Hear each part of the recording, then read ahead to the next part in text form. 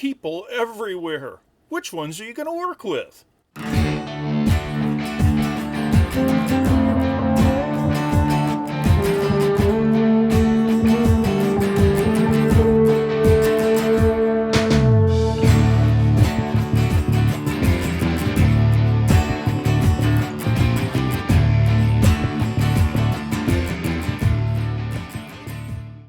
It's been one of the recurring themes so far, since at least the introduction video, that if you're really looking for a way to stand head and shoulders above everyone else in your field, the best way is to find a problem and find a way to solve it. So what problems are you going to solve?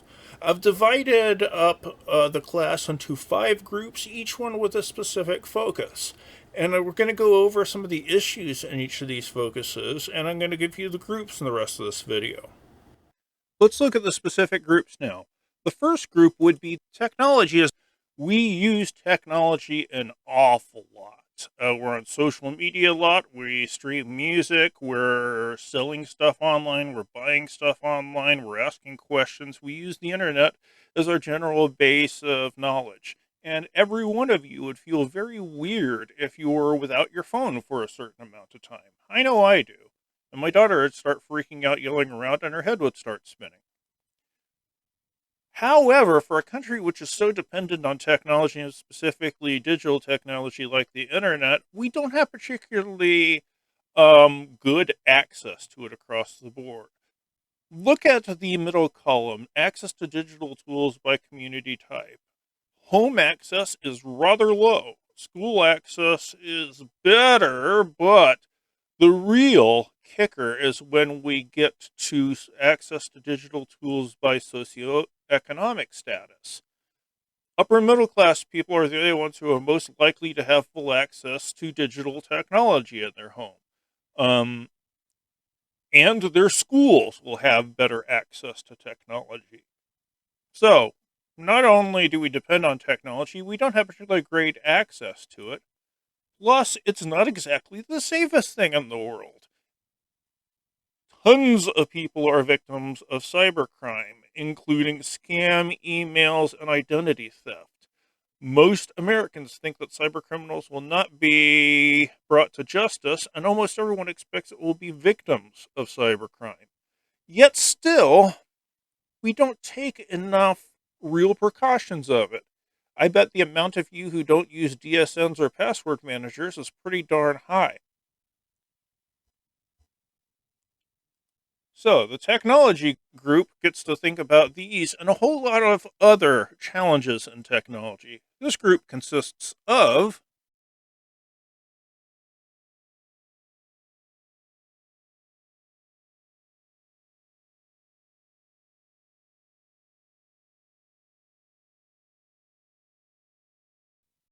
the status of education in America.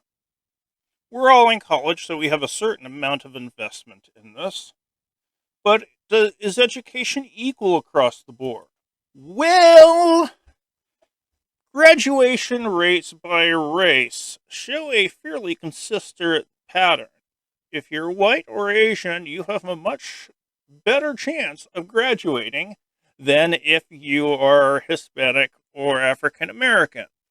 This is from 2007 to 2012, but I can guarantee you take the numbers from 2013 to the present, you're going to see the same trend happen. It's pretty uniform. Now, we don't give access to everyone, but at least the people who get education get a great education, right?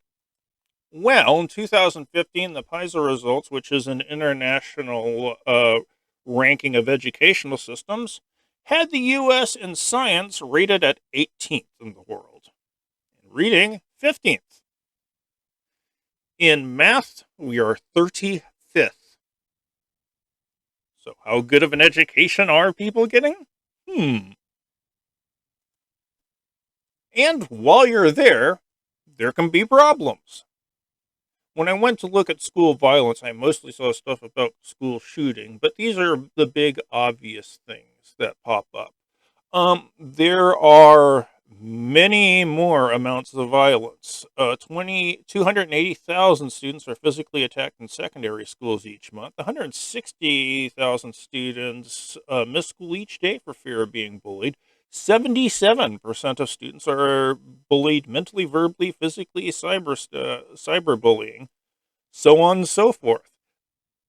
This goes to quite a real point of making school a not safe environment for people to go to.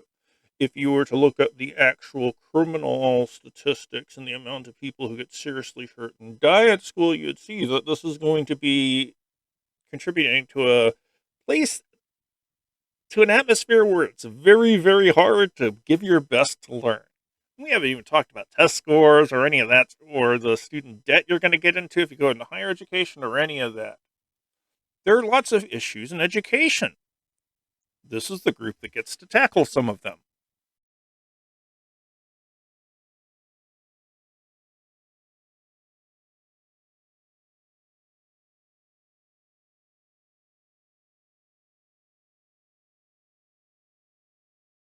Transportation is something we tend not to think about in America, but it is a very important part of our everyday existence. In terms of our infrastructure, the American infrastructure is, to be quite simply clear, aging. The average age of a bridge in America is 43 years. In 2016, almost over 9% of the bridges were structurally deficient. And 188 million trips were taken on structurally deficient bridges. It doesn't take a lot to figure out that this is a recipe for a little bit of disaster, yet still we're not really investing in infrastructure. And it's beyond just the bridges. Our roads are also fairly bad. 2 out of 5 miles of the nation's interstates are congested. 42 hours per driver per year wasted in traffic. 21% of the nation's highways are in poor condition. And this is particularly important because we are a car-oriented culture. We don't do public transportation.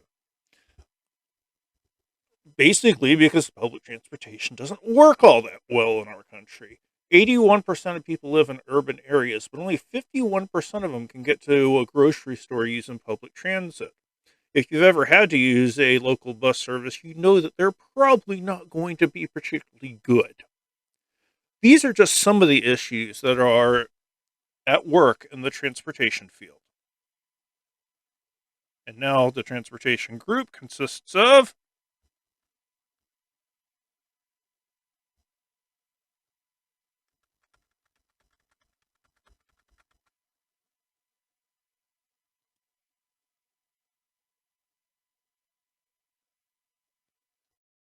So those are the groups.